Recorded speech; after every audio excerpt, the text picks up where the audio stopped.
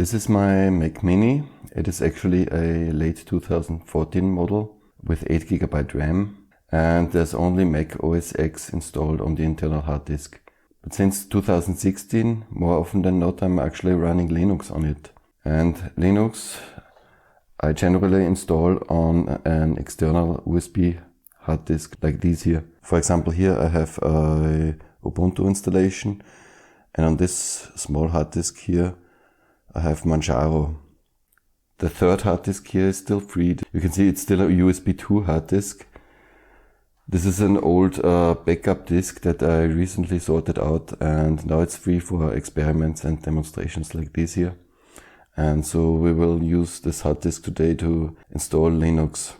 Additionally, we will also need a DVD drive. I have prepared here a disk. I have burned Linux Mint on it. Linux Mint is from the Ubuntu family. It's really easy to use, and also generally in the Ubuntu family you have really good hardware support for the Macintosh platform. Let's power on the system and immediately press the Alt key so that we get the boot screen. This one here, where we can select the boot drive. Now we'll plug in the other devices. Now I push the DVD in. The DVD appeared as two icons on the boot screen, and at this point I have to do some explanations. So I've put the camera now on a tripod, so I hope you can see it better. As you can see, the DVD drive appears in the form of two icons, not just one. Here we have the option Windows, and here the option EFI boot. For an external installation we actually need Windows. Windows means it is using then the old partitioning scheme, which is also called MBR, Master Boot Record. The EFI boot you should not use for the external installation, because if you use this, then something will go wrong. It actually will attempt to write to the EFI partition on the internal hard disk. This is not what we want. And it will do that even if you tell it not to write anything to the internal hard disk. That means even if you specify only the external drive during the installation procedure. And when that happens, then you will end up with basically with a text mode grub boot screen. Grub is the Linux bootloader. And then it will not boot Mac OS, and it will also not boot Linux. And I had this problem a couple of times in the past, but in the end I could always get out of it. For example, it should actually work if you boot into Macintosh hard disk here, and this should launch Mac OS X again. I think once I used Command R to go to the recovery mode, and there I selected Macintosh hard disk as the standard startup volume, and that got me out of the problems again. But to avoid that problem altogether, use the Windows option. Okay, so let's start with this option. So it has finished booting. I have forgotten to tell you one thing. On YouTube often people recommend you to burn the ISO image to a USB boot stick. The thing is, whenever I tried that, I noticed that it would only offer me the EFI boot option. This is why I generally use DVD drives. They consistently seem to prompt me with both options. Another thing that happened, when I started the booting, it seemed to first hang for quite some time, maybe even half a minute or a minute. It seemed nothing would happen. You just have to give it a little time. This is basically a live system, which is completely run from the DVD. We have the installation option here, but before we start the installation I want to do two things. First of all, I have to install my German keyboard driver, and next I want to connect the network. Under Preferences, here is Keyboard. Here under Layouts, here I add my German keyboard driver. And then I will move up the keyboard driver to the top of the list. I have to change it here also. So next let's check the network. Well, as it looks here, it does not detect the Wi-Fi chip, which surprises me a bit because I had expected that Linux Mint would detect it. If it does not have it here, I have a cable, an Ethernet, which I can connect to the router. So the cable is connected. We should have internet. And so now we can start the installation. I will install the English version, just with German keyboard driver. Here it asks about installing third-party graphics and Wi-Fi drivers. I would always check this check mark here.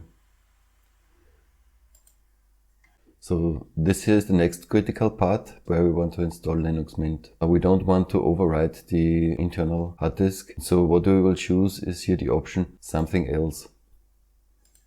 So here it shows us the different hard disks. SDA is my internal disk. SDB is our external USB drive. It's a 150 or 160 gigabyte drive. This is this one here. What I first do always is, just so that I don't forget, I switch the bootloader installation to the external drive. Here first I create a new partition table. I create the first partition.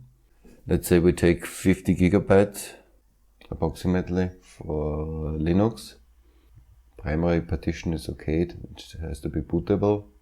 And external 4 as the file system. And we have to set it as the mount point / which is the root file system.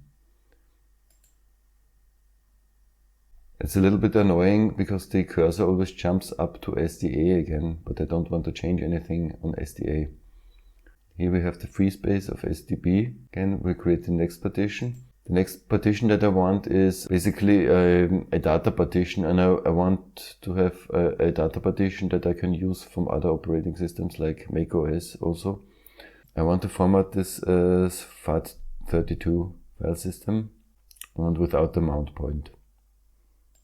And then last, I want to create a swap partition here, and we use the rest of the space. These here are 10 gigabytes. This is okay because my Mac has 8 gigabytes of RAM. It should be a little bit bigger than the RAM size. And here we have to choose swap area. So let's check again. The first partition around 50 gigabytes. Mount point should be /. Then our data partition, our swap partition. And let's check again. The bootloader installation must be the external drive. In this case it's SDB. Let's install now and hope for the best. Okay, continue. Here it asks whether I want a mount point for the data partition. No, I will not assign the mount point here. We can mount it later. This is okay. It asks my location. Vienna is in my country, so I continue. Here I fill out my user information.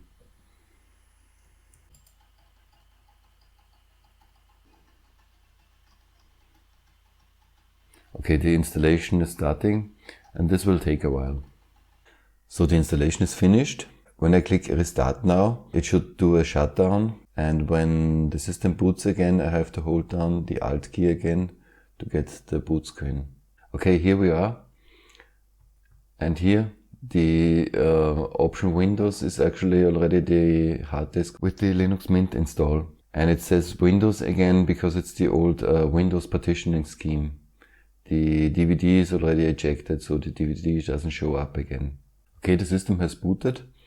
Also one more thing, after selecting the Windows option, which actually boots Linux, it can be that there is a delay, and sometimes the delay is also 1 or 2 minutes long. Sometimes it boots faster, sometimes it takes a little bit of thinking time, but then usually it boots reliably. Here we can enter our password and let's have a first check. Okay, the system has booted. What we should do first is maybe install the updates. Here's the update manager. Now we can do the updates.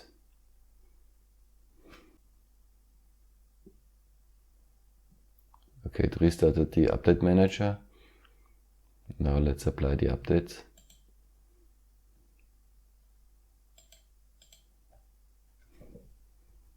So the updates are finished. Let's have a look for the hardware drivers. Maybe let's search for drivers. Driver Manager. Here it has detected a Broadcom Wi-Fi chip.